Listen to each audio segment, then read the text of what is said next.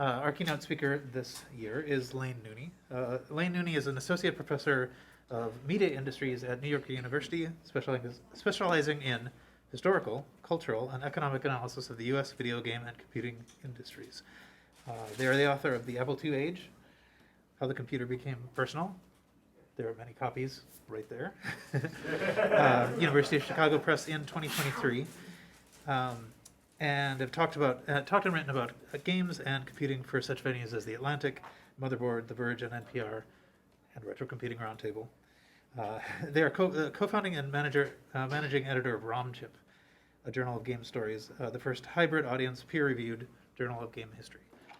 So we're very honored to have Laine here as our inaugural keynote speaker. And with that, I will hand over to Laine.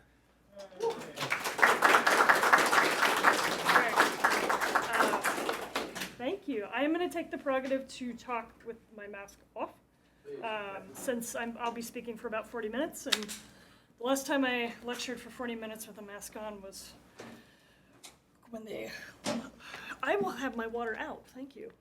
Whoa. Whoa. There we go. Okay.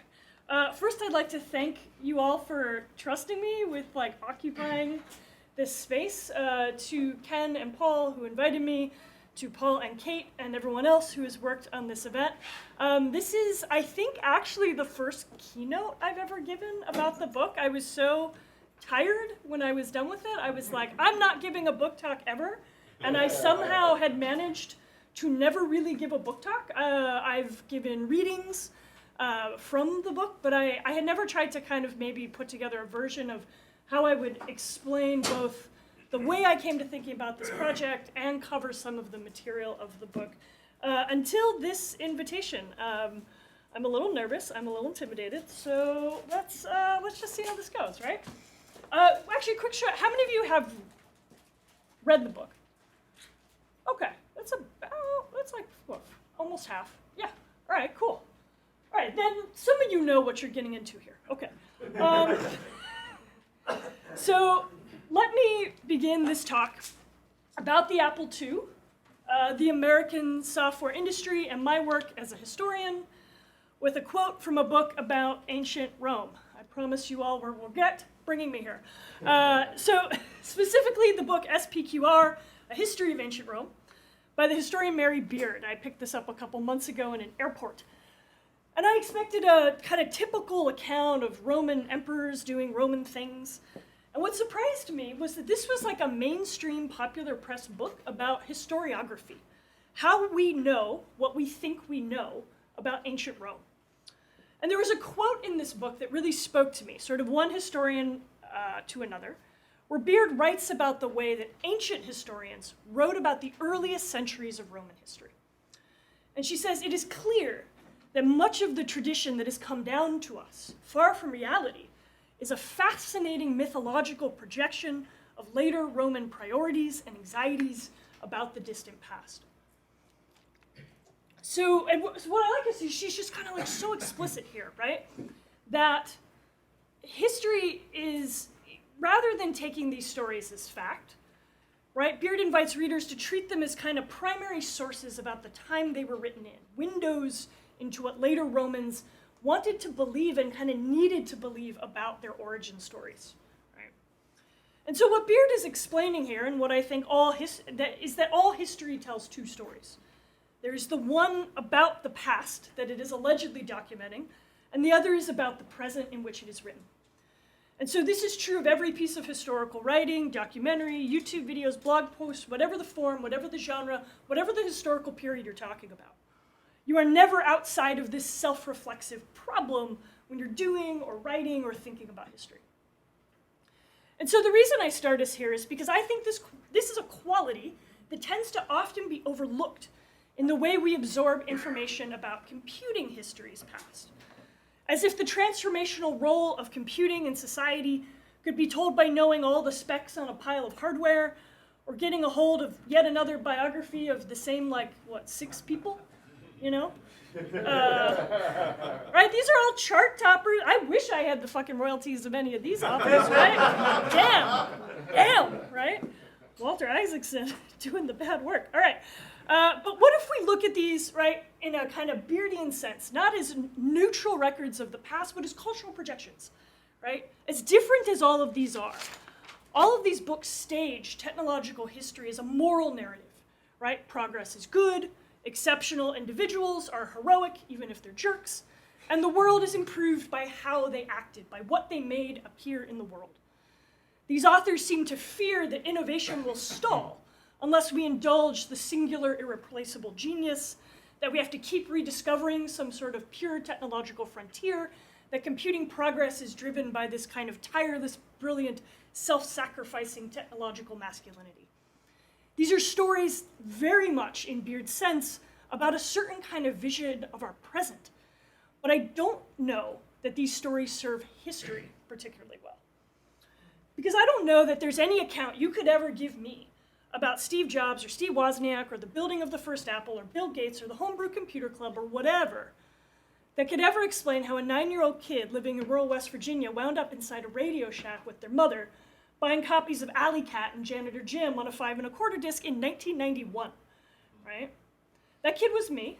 The mother was my mother. And she was a stay-at-home mom. She had never even finished high school. But she was also the person in my home who knew how a computer worked because she had worked as a secretary. My stepfather, who was a lawyer, had never used a computer because computers were things your secretaries used. Right? So it was my mother who took me to Radio Shack, who taught me how to insert a 5 1/4 floppy disk, who showed me the different parts that were under the chassis of a Tandy 1000, turning and twiddling its little hex-headed screws. My mother didn't do anything special with a computer in her house. She was just a completely average person who for some reason let a computer in her home and allowed it to be integrated into her life. Now, if you multiply her experience, and I guess mine, by the several million households that had a microcomputer in the early 80s, you get a question that to me is far more compelling than wondering what, like, Steve Jobs did or didn't do, right? You have a question about culture writ large. What did people think computing was for? How did they make sense of it? How did it stretch their sense of the possible? To answer that question, we have to assume we don't already know the answer, right? We have to resist reading the assumptions of the present back into our past. And you also have to know that the biographies and the interpersonal dramas of this tiny group of people that have made up almost the entirety of the history of computing as written are actually irrelevant to answering that question, right? So if every history is about both its past and its present, then my secret anxiety, and I'll spoil it for you right now, is that we have vastly misunderstood the actual powers at play that have put these technologies on our desks and in our pockets. One part of this is to argue for a history of the everyday, of the user, of the people who make the culture that was computing, whether they ever programmed it or not.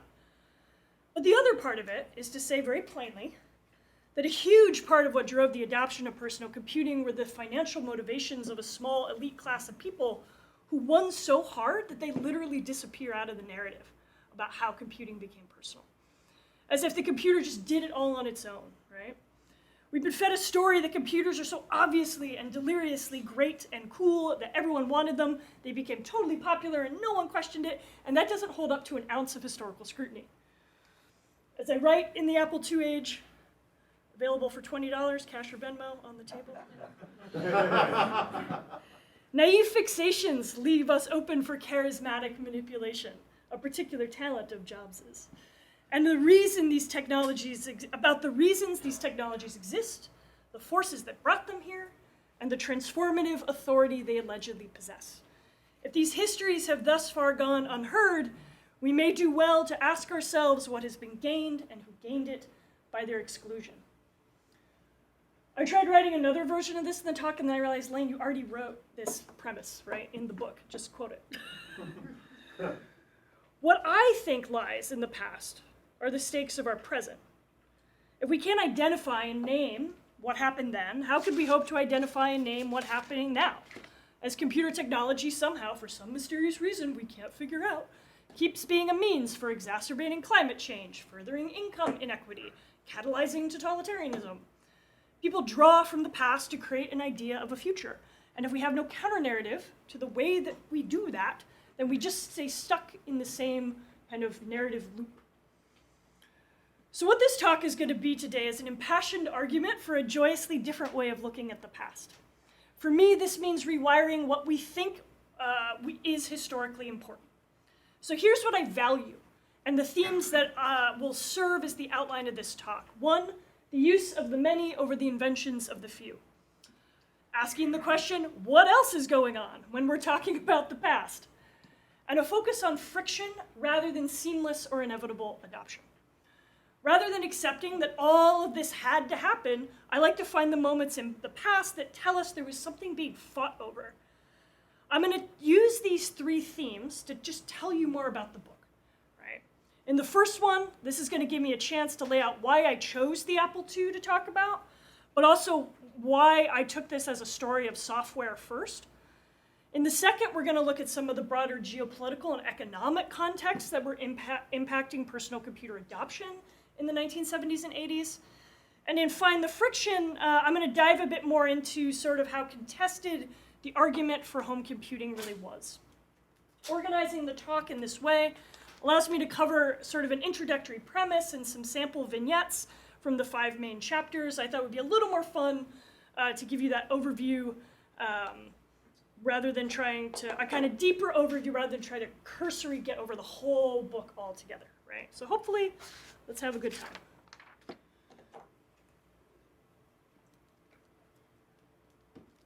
Now, the microcomputer was by no means a mass medium in the US households in the 1980s. Home computer adoption hovered at about single digits for most of that decade. But in a country with about 7 million households in 1984, single-digit adoption still meant a couple million households. And given that most households were more than one person, you're talking about 2 to 3 times that more million people interacting with these technologies in their kitchens, dens, living rooms, basements, annexes, under the stairs, wherever you put it, bedrooms. So what were all these millions of people doing with computers in their homes? And how do we take any guess at what they were doing on them, right? The way I wanted to approach the problem of this book, I argue that this is a question for software rather than hardware, right? I think that software is an essential part of the story because it's through software that the hypothetical use case of the microcomputer materializes. Looking into hardware innovation or inventor biographies can't quite get us to the same place that a software history does, right? Only software reveals that messy, idiosyncratic trail of adoption. So software is the structure of the book. After a couple framing chapters on computing's prehistory and Apple's founding, the book centers on 5 software categories, tracking how each of these were defined by editors, publishers, journalists, to give us a roadmap of how computing was taking shape in the minds of users who were increasingly not programmers or hobbyists or technical experts. So these categories, business, games, utilities, home, and education, each stake a claim about who computers were for. What started as fuzzy definitions hardened into markets. Some categories like games or business may seem fairly self-evident, while categories like home and utilities become defined and redefined several times over the kind of early years of computing. I see these categories as a way different participants in early computing culture make arguments about who the computer user is. So each chapter tracks a longer history of these different software types, usually starting with when they kind of first emerged in mid-century computing, if there is a lineage that goes back that far, and then how they become reshaped by a consumer commercial market.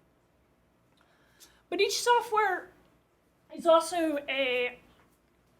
chapter also has a case study, an in-depth look on how one piece of software was made, sold, and used. So some of these are obvious, right? You can't really have a business chapter without talking about VisiCalc. Others were chosen to reveal certain kinds of industry structures I wanted to talk about. Mystery House shows how a company that starts as a developer inadvertently becomes a publisher. Snooper Troops shows how its publisher Spinnaker functioned more like a VC firm than a software company. Locksmith is about what we don't know, right? An author that is anonymous, and advertising restrictions made it hard to document. The Print Shop is one of the best-selling home titles of the 80s, even though it didn't do anything that was promised that home computers would do. Organized this way, each chapter reflects a different facet of the personal computing industry as it emerges over time through that kind of first half decade. And so as you might be properly asking at this point, but Laine, where is the Apple II? Don't worry. So, because the only reason you could talk about such a remarkable range of software was because every one of these products was first made for an Apple II. Right? Snooper Troops was technically released for a set of software, but all the rest, the Apple II was their design platform. By the end of 1983, the Apple II had the largest library of programs of any microcomputer on the market, just over 2,000. And this is where the hardware specs of the platform really matter, right? The platform had this kind of consumer versatility that its other competitors did not, right? If we look at the 1977 Trinity, the TRS-80, the Commodore PET, were not really designed for longevity or expandability. These were systems that more often not wound up getting replaced rather than getting upgraded, right? The TRS-80 and the RAM thresholds were more limited. Expansion slots were either non-existent or you had to go buy an additional peripheral to put more peripherals on your computer. You couldn't upgrade the monitor on a PET. You couldn't even open a TRS-80, though I'm sure some of you did. I know y'all. While they were cheaper and maybe easier to use as kind of all-in-one systems, that novelty waned quickly in an economic context where the price of computing components was dropping dramatically year over year. And so this is where the Apple II has this kind of remarkable advantage, because it was, and I use this phrase very rarely, but like it was kind of ahead of its time in a quite literal sense when it was released and really designed for expandability, right? And that's all was, right, doing that.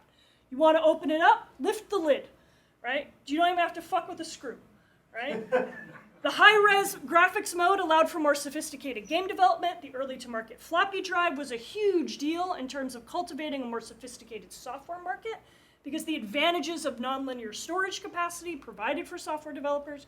You literally can't have software like VisiCalc running on a cassette tape, right? The Apple II became the first system that could really flex. Right? It was a system that sung out to hobbyists who wanted to get their hands dirty, but was safe for newcomers who would rather never open the thing up or know what was inside. Right? By 1984, buyer's guides were explicit that getting the newest upgraded model of an Apple IIe was overpriced if you paid more than $1,000, but buying the latest, like paying for the hardware wasn't the point. That wasn't what you were paying for. What you were buying, quote, was the opportunity to use any of the thousands of programs that run on an Apple. It's that breadth that allowed the Apple II to become what I call an optimal historical object. It's not about saying the Apple II did this or that or made personal computing possible. It's insisting that the platform's qualities allow us to see more of what was going on historically than any other computer of its time. And it gets us, therefore, to a larger set of stories about what personal computing meant in the 1980s. So, I don't even have lid on. So, for the fantasy of computer use to take hold among individual consumers, the reality of the machine had to resonate with people's everyday concerns, right? You know this, you know that most people buying these machines were not like you guys, right? They were like trying to be sold something on the premise that it was useful for some other domain in their life, right? And these were concerns that had everything to do with the material and economic realities of the 70s and 80s. Whether it's inflation, tax cuts, failing schools, the changing nature of middle-class work, these broader forces help explain why certain ideas about what computing was good for gained traction. Software didn't just respond to a demand, it actively reshaped it by packaging contemporary concerns into persuasive technological solutions. And I think VisiCalc is actually one of the best examples we have of this. Often described as the killer app of the Apple II, histories of VisiCalc tend to present it as a case of entrepreneurial brilliance, right? Two MIT grads, Dan Bricklin, Bob Frankston, invent a digital spreadsheet. It revolutionizes business. It legitimizes the microcomputer in professional settings. But why was the fantasy of financial control so powerful at this specific moment, right? To understand VisiCalc's appeal, you have to understand the 1970s. By the time Bricklin and Frankston were working on what became VisiCalc in 1978, the US economy had endured nearly a decade of stagflation, energy crisis, growing public mistrust in institutions, real wages stagnated, deindustrialization was rising, and America was no longer the world leader in manufacturing. The very idea of middle-class security was unraveling. There was an ambient sense of constant economic precarity. Sound familiar? A suspicion that financial autonomy was something you'd better figure out for yourself because companies were not going to provide it anymore. I think we can literally see this anxiety saturating VisiCalc's first advertisement. The ad reads, "Solve your personal energy crisis," collapsing the personal and the geopolitical state into a statement that was in no way subtle, given the ongoing 1979 oil shock, right? Like the ad itself is directly referencing these historical events.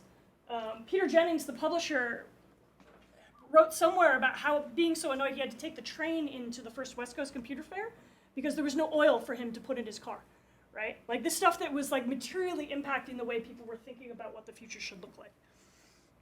Right? The ad's broader copy suggests that the power of VisiCalc was not just about simplifying or removing the tedium of calculation, but in redistributing one's labor to this kind of higher realm of meaning of the what if, right? What if sales dropped in 20% in March? This is part of what the ad talks about. What will happen to our entertainment budget if our heating bill goes up 15% this winter? Why would your heating bill go up? Because the price of oil got more expensive, right? Redirecting the user's focus on speculation, VisiCalc replaced the uncertainty of the unknown with an infinite number of possibly calculable futures. This sort of promise of being able to make a plan for every possible outcome. In the shadow of a buckling economic crisis, VisiCalc was a tool that promised a rapid answer for every unexpected economic contingency. And there's more examples of this in the book, but that I think is kind of like one of the most salient when it comes to VisiCalc. And so also this economic anxiety wasn't just a problem for individuals. It was rapidly transforming public institutions as well, including the education system.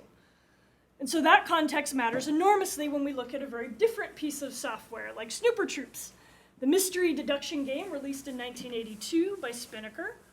So Snooper Troops was designed by the middle school teacher Tom Snyder. He is a fascinating guy in his own right. I can talk to him in Q&A if you want. But in the context of this talk, I want to talk about Spinnaker. We could talk about that photo a lot. The game's publisher.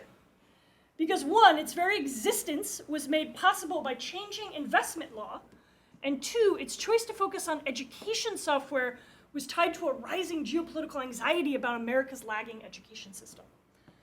So Spinnaker was founded by Bill Bowman and David Seuss, two business and marketing executives who had no background in microcomputing. They were backed by the venture capital firm TA Associates and its vice president, Jackie Morby, who is probably the most important person in microcomputing that you've never heard of. Major East Coast tech investor, she had already backed Digital Research by this time, maker of CPM. She would soon become one of the people doing a first round of investing on Sierra Online. But Morby's ability to channel capital into microcomputing was in part made possible by a changing climate of federal tax cuts and investment policies, changes that were explicitly being made to better benefit the rich. So in 1978 to 1980, the capital gains tax drops from 35 to 20%. This is part of the trickle-down theory of economics. And some of the biggest advocates to push for this tax law change were computer industry lobbyists. Because in the mid-70s, computing was considered too high risk for venture capital firms. If the tax climate became more amenable to venture capitalists, then the computing industry could be more speculative. Add to this, the overall supply of investment capital went up in 1979 when another act was put into place to make private industry pension funds available for venture capital investment. Previously, VCs were not allowed to gamble with pension funds for good reason, right? So these capitalist policy shifts flooded the market with speculative capital, right? Capital that people like Jackie Morby were like really poised to take and leverage, which is a big part of the reason the industry would actually wind up growing faster than there was any actual market demand in the 1980s. And then, of course, there's the premise of, like, why do we need a home education software market anyway? Coming on the heels of the challenges of the 70s, right, a 1983 report by the US Department of Education entitled A Nation at Risk, The Imperative for Educational Reform, reported that the United States educational foundations were being eroded by a rising tide of mediocrity, right? Even as the Reagan-era budget cuts reduced federal education spending by 18% in the first 3 years of the 80s, right? Teaching computer science was actually one of the top 5 recommendations of the report, right? And by computer science, they don't even mean what we think of as computer science. They're like, do you know what a computer is? Like, that's computer science, right, at this time. Faced with this paradox that schools needed to increase excellence and accountability even as they lost funding, the microcomputer industry was very happy to step in, telling schools they could jumpstart educational effectiveness, make kids more excited about learning with these low-cost machines, right? So by the early 80s, school districts were holding bake sales and raffles to buy even just one computer, right? As if the presence of a single computer in a school would somehow kind of fix all of these other kind of structural problems, right? And so in that context, parents who could afford to do so were anxious to prioritize giving their children home access to a computer, right? On the widely circulated and endlessly reported on belief that being in proximity to a computer, just in proximity to it, not even learning to program, right? Would prepare them for whatever the future of work was going to be. Right? So this is what the founders of Spinnaker were picking up on when they went to retailers and asked what kind of software would be popular, right? Precisely this anxiety, which is what led them to invest in home education software and then project a value onto that market that it didn't actually have, right? And so this was the environment for a game like Snooper Troops, which had originally been conceived of by Snyder for groups of children to play in a classroom as a way of learning together and learning how to build consensus, but had to get reimagined as a game that children could play by themselves so that it could be sold as an individual product to individual consumers and individual households. The economic logic of this individual solution to social scale economic and educational issues literally becomes embedded in the way Spinnaker chooses to address the problem and in the products that they make.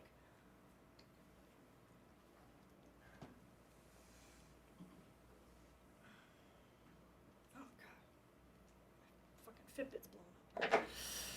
So by 1984, the home computer was already being declared, in some corners, a failure. Even as microcomputers gained traction in business and education, the fantasy of a family computer, the idea that it would be central to domestic life, was falling short. So as Dan Gutman diagnosed it in the pages of InfoWorld in 1984, quote, "Is it any wonder that the man on the street doesn't see any use for a home computer?" he wrote. When, in Gutman's estimation, most of what was being sold was derivative word processors and spreadsheet applications. What had not yet materialized was a VisiCalc for the home, as he wrote, a piece of software so broadly applicable, so unmistakably useful, it would tip the entire market into gear. Gutman's article is just one piece of evidence in a larger dialogue about the quote-unquote failure of home computing market nearly 8 years in. And what we mean by failure is that it did not meet the projected adoption estimates of its investor class. Right? That's all, like, people kept buying them, but what failure meant was that it was not rising at the rate that the investor class had anticipated. Right? That it was hard, that as hard as companies and journalists and pundits and investors were trying to sell people computers, that's how hard people did not want computers. Right? Convincing them to give home computing a try was work, right? And took different forms over the course of personal computing's first decade, right? As invested parties tried to change the cultural imaginary of what computing was for. And this is what I mean by friction, right? None of this stuff would exist if the adoption had just been seamless. So in the mid to late 70s, the idea of personal computing, or maybe more properly home computing, mostly reflected a hobbyist interest in computerizing the home or facilitating home automation, the kind of stuff that men love to dream about, but their wives typically found annoying, right? I can do a whole close reading of like weird Santa computer under the tree here, right? Right, so like a bike cover magazine showing a computerized butler, or this kind of like speculative fantasies of kitchens that restocked themselves that were in no way plausible, but you were gonna write an entire like 3-page article about it anyway. It was stuff that was more often than not about that made managing the home more expensive and more complicated, creating more invisible domestic labor. And the narrative here was that basically computing in the home was still this kind of hyper-technical activity for men applying the computer to the household. But this way of imagining what it meant for the computer to become personal begins to rhetorically and discursively shift in the 1980s as personal computing becomes actively reimagined. Right? What was driving this was a broad swath of stakeholders both inside the microcomputing market, so journalists, editors, developers, publishing houses, as well as outside parties who smelled new opportunity for capital investment. So this meant book and periodical publishing, the entertainment industry, and the venture capital sector, as we've talked about. The rapidly coalescing vision was to present the computer as something accessible for non-technical users and safe for families. We can see this in all sorts of documents from this period, from a boom in buyer's guides, dictionaries, and how-to books, to mainstream publishing companies buying up computer magazines, right? So McGraw-Hill buys Byte in 1981, right? And that is part of McGraw-Hill trying to, it had actually already done a bunch of entry into the computing space through its educational software learning publishing, and then it was entering into that into its periodical arm. To the launch of new magazines for major publishing houses like A+, which was for non-technical users who worked on an Apple II in a professional setting, as well as more explicitly in magazines like Family Computing or Popular Computing. These mags had a softer, less technical tone. They looked more like lifestyle magazines. There was a heavy emphasis on colorful infographics, photography. Several of them had female editors-in-chief, which was new, right, in the kind of computer enthusiast space, with the exception of Soft Talk. And then the content of these magazines was full of articles trying to encourage people to firstly not fear the computer. Lots of dialogue about dealing with your computer phobia, which was a diagnosed condition in the 80s. Lexicons and terminology dictionaries. There's a rise of non-technical buyer's guides at this time. And we see this whole matrix of articles about how to live a day-to-day life with a computer in your home, often written in a kind of diary or like even by the hour kind of genre form, right? This entire set of rhetorical appeals was about normalizing the computer, not as the sci-fi, wet dream that we see here, right? No, back, right? Of the computer butler, but instead of this thing that is like totally unobtrusive. There, yeah. Let's stick there, okay. And it's like your family friend, right? Like, do I have it on here? No. The first issue of Family Computing, it's like a family portrait with their computer, and the computer is sitting on the dad's lap like a dog, right? It's like unbelievable, right? And so it was supposed to be this unobtrusive playmate in this already well-established middle and upper-class home, right? This is a widespread cultural transformation, how computers were framed to consumers, but it was about more than defining a software category. It was really kind of mental or psychological. It was about getting people to imagine their life as available to being computerized, right? It was about trying to conjure a kind of fantasy space about computing in the home that was not about technical mastery, but was about like the life as a computerized life, right? The fact that all that was needed, that all that was done, actually shows what an uphill effort it was to push computing onto a consumer population. And so my other favorite place to find friction in the history of early computing culture, and I added this into the talk, I think, last night, because I was like, I gotta talk about this for this crowd, was like copy protection, right? Like, let's get into like the, woo! the nuts and bolts of this stuff, right? In the book, I look at this through the program Locksmith, which is really interestingly distinct from any of the other programs I talk about because it has this very murky, kind of unknown production history. We don't really know who made it. Like, I have a pretty strong educated guess that I talk about in a footnote, but like, there's very little information on the company that published it. No one ever did interviews with the author or the developer or the publishing company, and that's because the hobbyist computer press basically blacklisted this program from being able to advertise, right? Because magazine editors got threatened by software publishers who were threatening to pull their advertising if magazines ran ads for disk duplication software. It was this very complicated economic triangle of economic interests that wound up meaning we have almost no historical evidence of anything about the development history of this program. So there's lots to say about software piracy. Copy protection as a loss prevention strategy, right? This goes all the way back to the origins of microcomputing with Bill Gates and his open letter to hobbyists, right? That old girl, right? It's all about this clash between usability and profitability. But really my favorite stuff in this discussion are these user stories, right, that crop up in all these weird places from primary documents from this period, right, showcasing the struggles that were the exact reason people would want to make a backup disk of their software, right?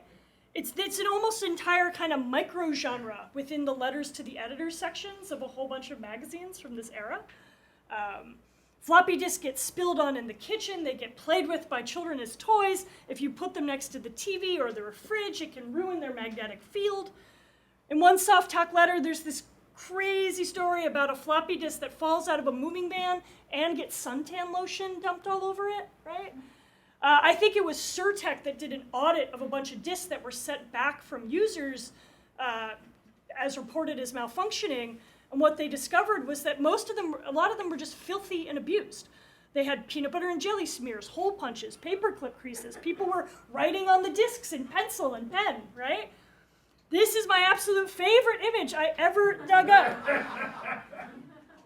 And for those of you who read the book, I think in the book you only get the crop, but this is the whole document. So this disk was mailed into Broderbund by this angry user, right? And so if you can't see it, it says, "Can you believe the dog is still alive? Did this day of purchase!"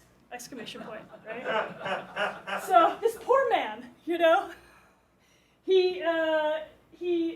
right, his dog chews up his disk. He mails it to Broderbund because he didn't even have a chance to make a backup copy, if he even could have made a backup copy. And the mail department at Broderbund gets this and thinks it's so funny, they put it in their company newsletter.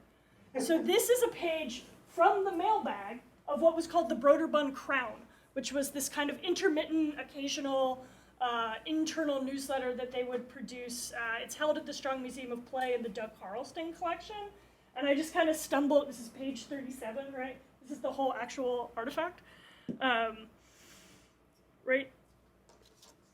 And so I know something like this brings back a lot of like funny memories, funny stories, but from a historian's perspective, I think when you look at material like this, you're also seeing as a story about how hard it was to use the computer, right?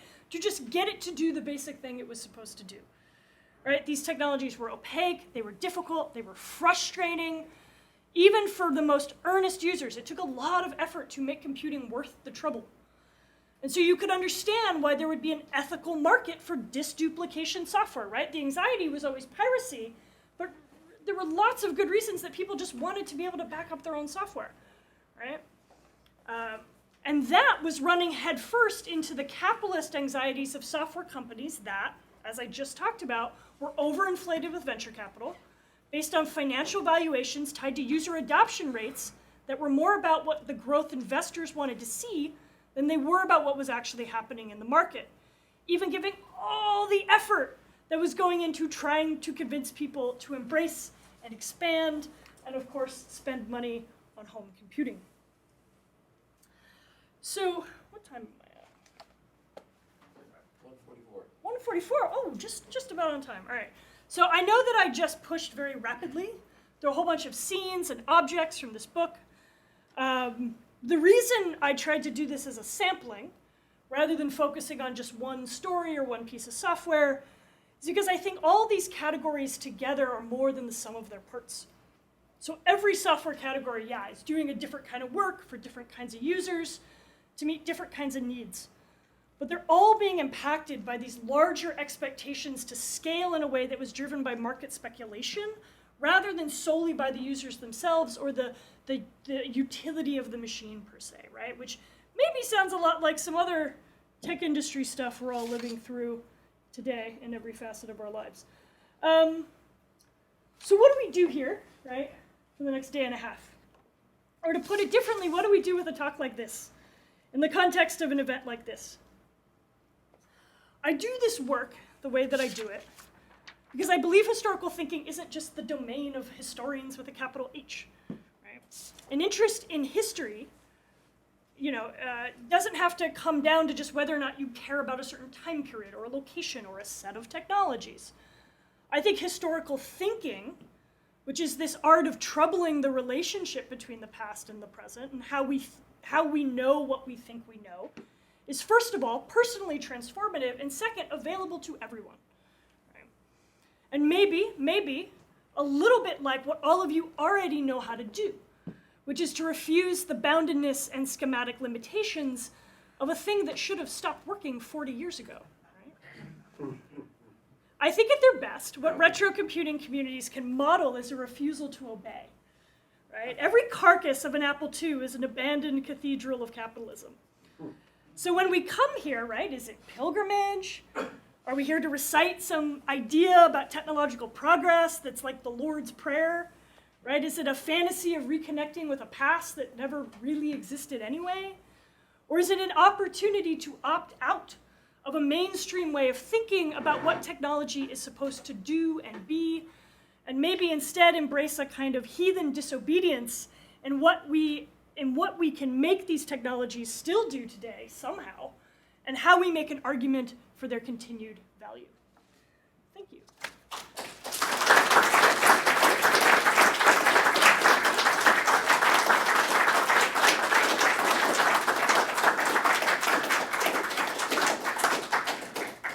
That's just the end of the slide. I know from the powers that be that I am allowed to entertain questions for some period of time.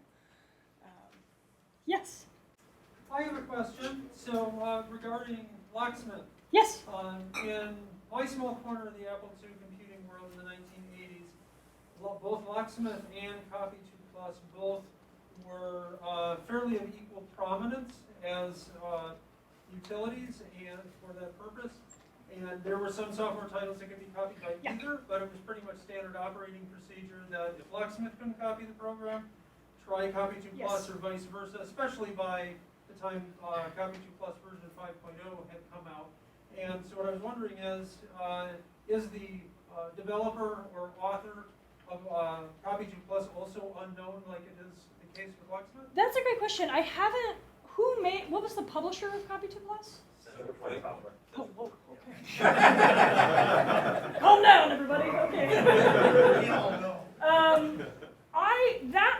So I think that because of what happened for Locksmith, because it was the first of that type of program to maybe not exist, but certainly to try to advertise at magazine scale within the computing enthusiast or community, that referendum on banning disk duplication software advertisements wound up applying to everybody.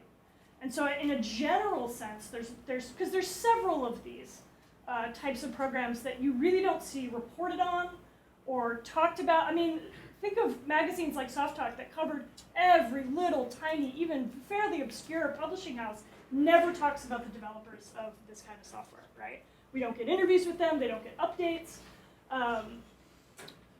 I think that the prominence of Locksmith, I'd have to double check what I wrote about it, but I do believe that it does wind up appearing.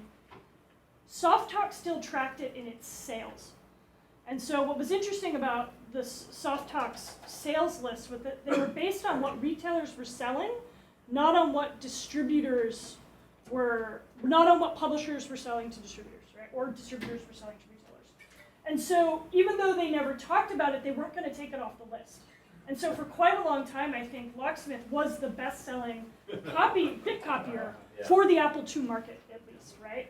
I mean, that's a great question. I don't know as much about what was going on with 2+, but I think because Locksmith was the inflection point that caused all of the uproar, and caused literally Robert Tripp and these other editors are kind of arguing with each other in magazines. There's an entire kind of girl fight they're having in the pages of 6502 about this.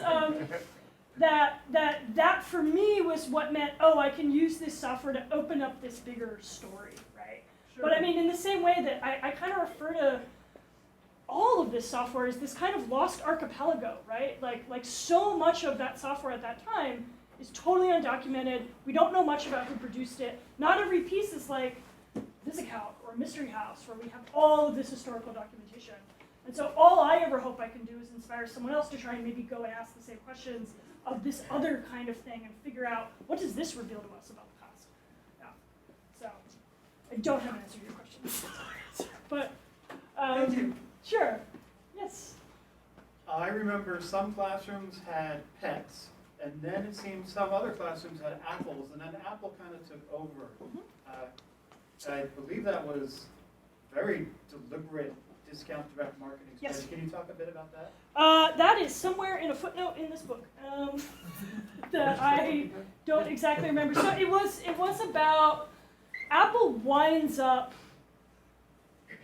enters that market very aggressively in the early 1980s. So I think Commodore led it in the late 70s, but Apple then, particularly because the Apple II was what MEC ported all their Minnesota Educational Consortium software to, right? So suddenly the Apple II had all of this, because remember, MEC is originally a time-sharing education network up in Minnesota. They port all that stuff to the Apple II, and that means there's an explosive education software market that is kind of pre-made, right? That has been worked on for almost a decade at that point, and that helps kind of buoy the Apple II into being the central, or Apple as a company, right? Because then it gets taken over by Macs, into being kind of the centerpiece for educational computing, right? And just, I mean, I think in the same sense that the computing was just more robust, it was kind of better, quote unquote, for playing games. There was more that you could showcase with it, and it had more longevity, right? You buy a bunch of pets for a school system, and you're not going to get like a real long runway out of that, particularly given how sensitive schools were to their budgetary crises. Yes? I mean, the Tandy made some inroads there too, especially with specialized hardware, but yeah, nowhere near the weathering. Wasn't actually my question, I'm sorry. I love the book, and I really love this talk. It's very US-centric. Yes? Is your research US-centric, or is that just what you chose? I mean, is that the scope you take? Yeah. To put it briefly, yes. Okay. So all historians have their specializations, right? And so mine is the history of the American personal computing and video game industries, right? And so there's lots of reasons that we kind of bracket by geography, right? Just to reduce scale, I would say I'm a pretty strong generalist at a lot of, more than the average person on the street. But I rely on colleagues of mine who have done work like on the BBC Micro or on the Spectrum or, on, computing systems that have like, how am I blanking on the Japanese? Yes, thank you. When you talk for 40 minutes, the rest of your brain turns to mush. Yeah, the MSX systems, right? I think I'm an Americanist specifically. And that has in part to do with how I was raised, where I am, the computing culture that I'm familiar with, and the access to materials that I have. But in the way I try to compensate that, particularly through, I run a journal that has a really strong emphasis on trying to get as much international, at least game history as we can, right, into these conversations. So, and what's going on in Europe is really different, and because the way the markets and particularly the nationalization of communications industries happens works really differently there. But yes, that is my kind of area. And one argument for it is like, the whole globe has to deal with the wreck that we have made of everything, right? And so like there's a good argument there for like, shouldn't we figure out what actually happened, right? Yeah. I mean, to some extent, I'm trying to ask a question without asking a pointed question of, I can't wait to read the UK version of the book. Well, so Alice, there already is a UK version of the book, maybe not quite like this, but Alison Gazzard wrote a book called When the Chips Are Down about the BBC Micro. My colleague Jaroslav Svelch, he wrote a book called Gaming the Iron Curtain, which is about the spectrum kind of pre-fall of the Berlin Wall. Absolutely. Yeah. Behind Yes. that. Yeah. Okay. Yeah, check out Allison's book. Yes. Yes. Ken. One of your goals for this book was to not engage in hagiography and to give a new perspective on the mortals who gave us these computers. Yeah. And there are some corners of the internet that didn't respond well to that approach. What are you teeing me up for? What sort of response are you anticipating for your Sierra Online book? Oh, I mean, in a certain sense, you can't compare the people who are like obsessed with Ken Williams with the people who are obsessed with Steve Jobs, right? Like we're talking about titans and demigods here, right? Like, and I think I have, in a certain sense, when I do. So what Ken is referencing is that before I wrote this Apple II book, I was mostly known as the Sierra Online person. I have written most of my published academic and also kind of non-academic, like journalistic work has in some way touched on the history of Sierra Online. It was the basis of my dissertation. I've interviewed like 50 people who worked at that company over a 25-year time span, from people who worked in the factory all the way to Ken and Roberta themselves. And it was supposed to be my first book. And then my bosses at my job were like, you have to write a book you can get out before tenure, so write something shorter. And for some reason, I chose this book. I was like, sure. I was like, you know what I actually know to death? The rise of the American software industry from 1978 to 1984. Because I had to teach myself all of that information to make sense of how Sierra Online started. So learning all of this was a side effect of trying to understand, like, what the fuck were like Ken and Roberta doing circa 1979, 1980, right? When like reading Soft Talk and you're reading reports about them going on whitewater rafting trips with Doug Carlston, I was like, what is this world, you know? So I inhaled a ton of information that wound up serving me really well and was the reason I could write this book as quickly as I could. To get to your question, I mean, you know, I think I have more probably, so no one knew I was working on an Apple II book because I also wrote it during COVID. So I never circulated the work, I never gave public talks about it, right? It was kind of a surprise to a lot of people. But you know, Steve Jobs in particular, I mean, what a mythological, what a titan of a mythology to have to deal with, right? And so I made some specific choices about how I was going to try and retell that story in the second chapter of the book, right? I don't try to make an original argument necessarily. I try to tell the story from a different point of view that really tries to put them into the context of like what was going on in this Bay Area really, and tries to not get sucked into this kind of, you know, how do we both talk about these people as people and actually talk about what they were really good at, right? And what are the strengths of theirs that came across. I think I'll have an easier time with the Ken and Roberta stuff because in a funny way, I think Sierra fandom is just more niche. Like it's big, but it's also small. Offense to anybody who's mad about that statement on the stream, but yes. Your book focuses a lot on the kind of the commercial software packages that help drive the personal computer revolution and all that stuff. And you touched on this a little, I guess, with Locksmith, but kind of the flip side of that is I remember being a kid in the 80s and having a stack of floppy disks with handwritten labels of cracked games that I got from friends who had gotten them from who knows where. Yeah, who knows where, right? Do you think the kind of relatively easy availability of pirated software was a driving factor in home computer usage, or was it just kind of a side effect, or? That's a good question. I'd have to think for a minute about how I would prove or argue that. But it does seem like, would I say it was a dominant force? Was it really driving the numbers on the bottom line in terms? Because what would it be driving, right? Were people buying a computer with the idea of, oh, well, No. I can go and... I do not think so. I mean, maybe if you were a hobbyist and you were already embedded in those communities, or you're a kid, right? Who bought your computer? Yeah. Not you, right? Like your parents buy a computer to do a set of things that they are probably not getting bootleg software on the playground in order to do, right?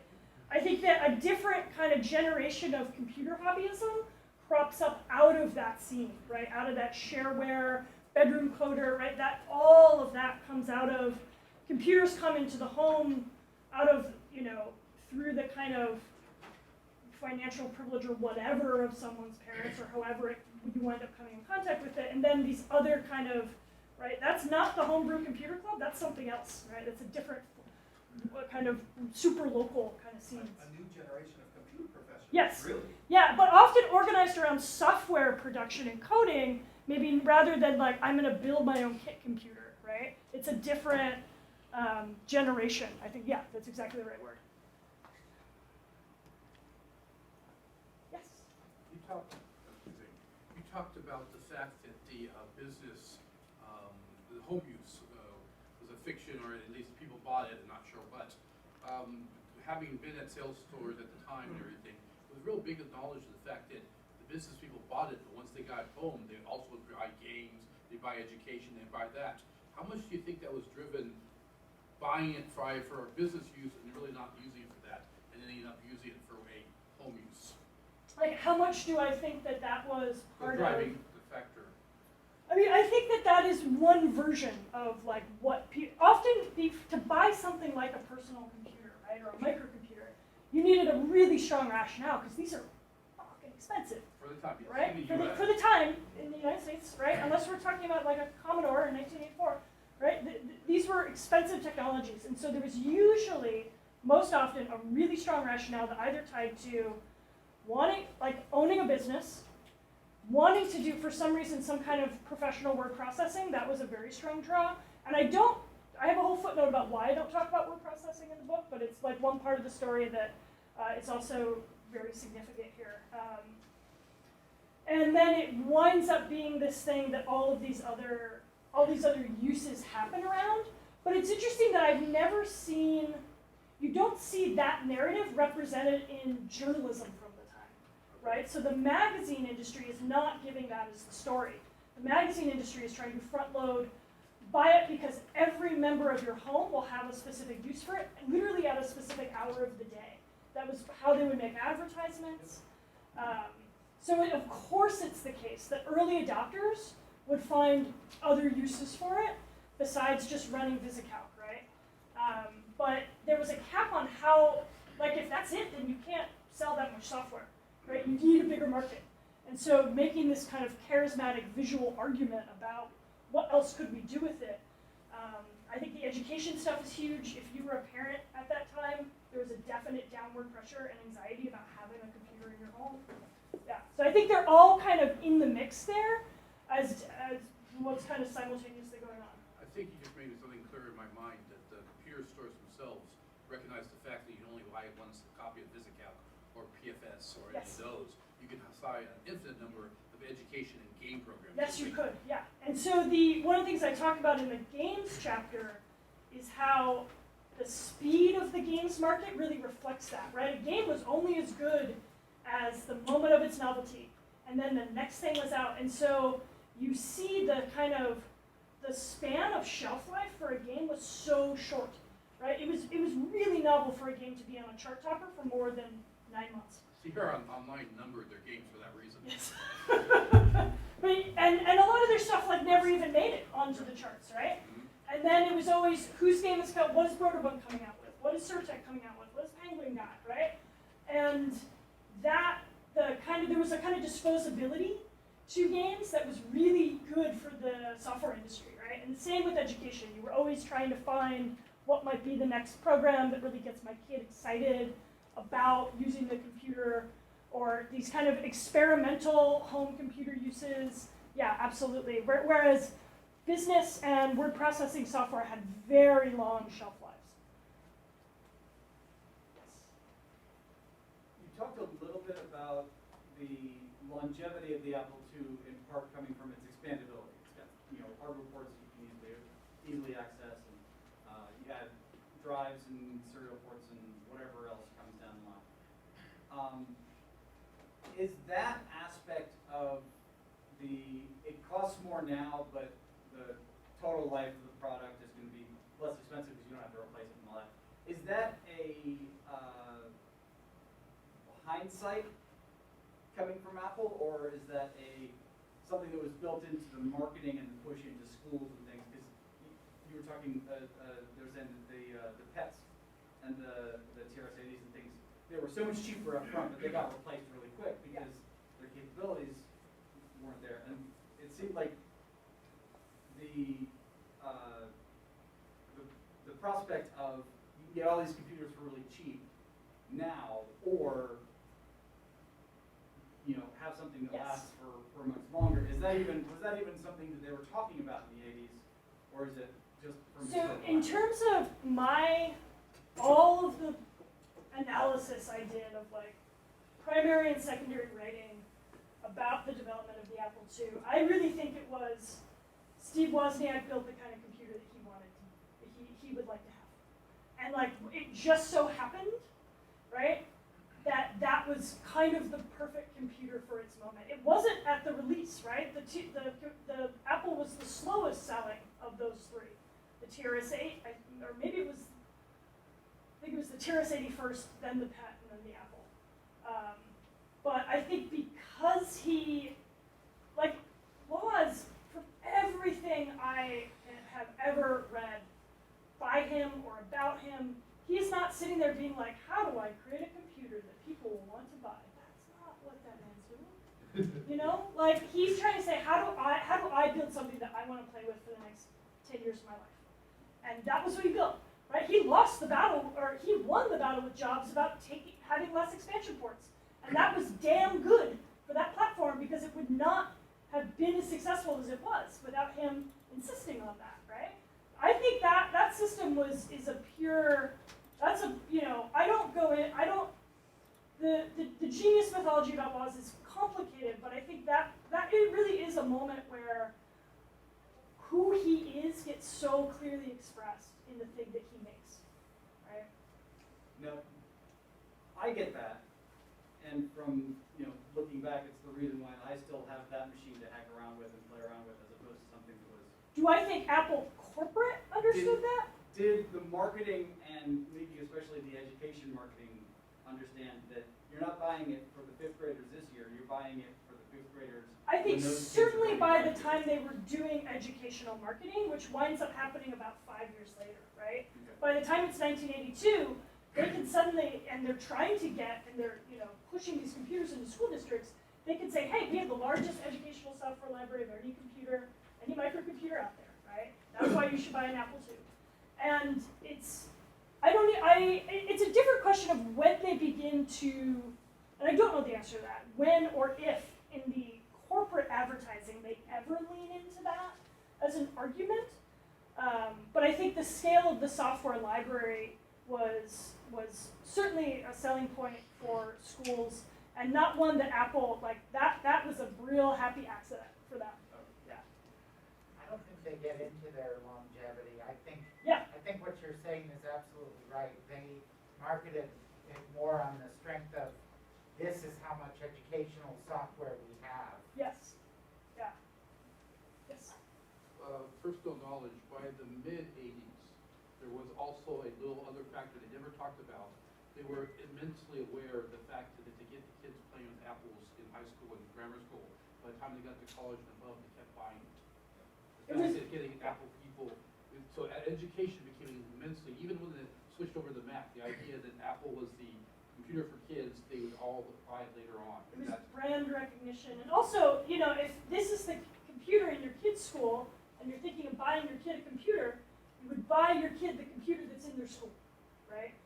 So You can sell that in every district, whatever the district has. You can Yeah. see it in the marketing that attack PCs for only for business. I was just gonna offer an anecdote along those lines. I grew up in Apple II in the 80s, and the reason my parents always said that they bought it for us is they thought it would last us through college. So that didn't pan out in the 90s, but yeah. Yes. When you were putting the book together, you had these very 5 interesting software categories, and I presume VisiCalc was probably an obvious choice for Yes. the business category. Did you have a vetting process for the other 4 categories? Were there some others that were close contenders to what you would have? That's a great question. I knew I wanted to write about the print shop because to me that felt like the smoke. I was like, nobody's written about the print shop? Dummies, you know? I was like, come on! Like, you gotta be kidding me, right? When I think I actually did kind of lay them out. I was like, I want each story to kind of tell also a different developer-publisher history, and that was kind of why but, you know, the print shop seemed like an unsung hero of the home entertainment market, not home entertainment, but like home computing market. Snooper Troops was kind of, that was really about wanting to tell a story about Spinnaker, right? There's a lot of other programs like I could have done. Rocket Raccoon. Or I mean, Oregon Trail is in a certain way it felt too obvious to do the Oregon Trail. Or you know, Math Blaster, or stuff by the Learning Company, or you know.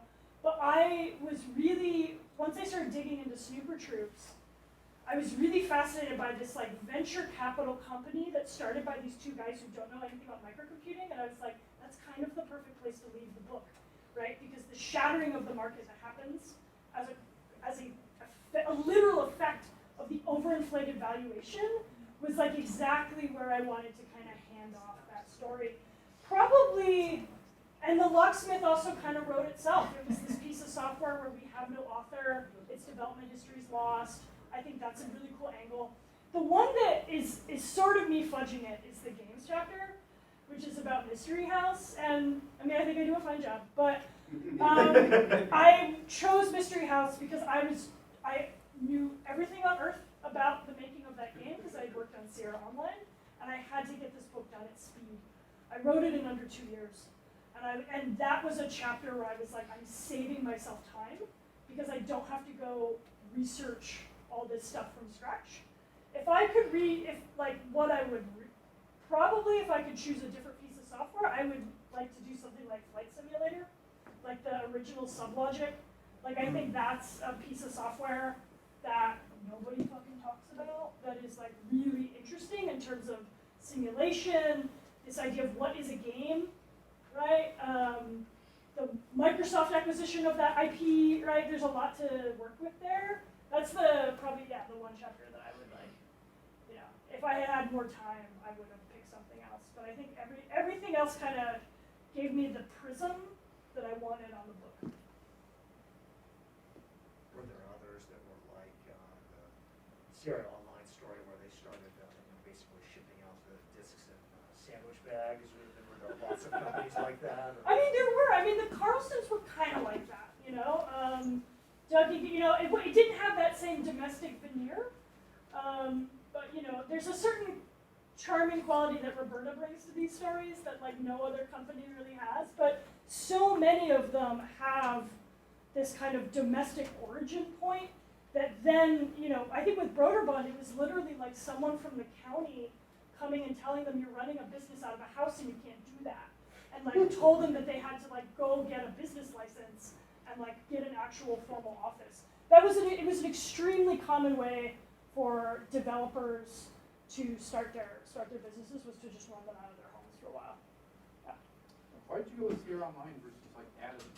Adams has been in adventure games in the early days of Sierra Online. Like, why did I start, like before this book? Yeah. Why was I, because I was interested in the, let's see, why was I, so the thing that brought me to Sierra Online was Roberta Williams, to begin with. My original dissertation project, I was trying to write a domestic history of the personal computer, which was, parts of that come out in this book, but it's, if you've read, like, I have a piece called How the Personal Computer Broke the Human Body, that's about the history of ergonomics and personal computing. That touches on some of that. I was really interested in the question of when the computer came into the home, how did it change the way that we lived. It's kind of like if you took the home computer chapter and you blew it up into a book. And so I was looking at things like kitchen organizing recipe software. I was thinking about computer furniture. I wanted an entire chapter about computer furniture, right? I was being a crazy grad student. And I had this one little chapter about this story about a woman who made her games at her kitchen table. And I was like, that's an intersection that I want to talk about. What's going on there, right? What is that mythology? And then once I got into the Sierra stuff, it was like every time I turned over a rock, I was like, what's this crazy fucking thing that happened, right? Sierra was the largest producer of home computer software in the world for like almost 2 decades, right? Right? I mean, it had this titanic scale compared to every other company in that business that kind of, I think, similarly made it this case study through which I could tell a bigger story that was both about how do we get an American computer game industry, and then also it's a story about like the changing, like American deindustrialization, the changing nature of work, right? Like these two people literally like drive to a place where the lumber industry had shut down 2 months earlier and set up a computer game company, right? There's just like beautiful parallels there. And the company lasted for so long because it lasted into the 2000. I mean, the IP is still owned by, well, fuck now, Microsoft.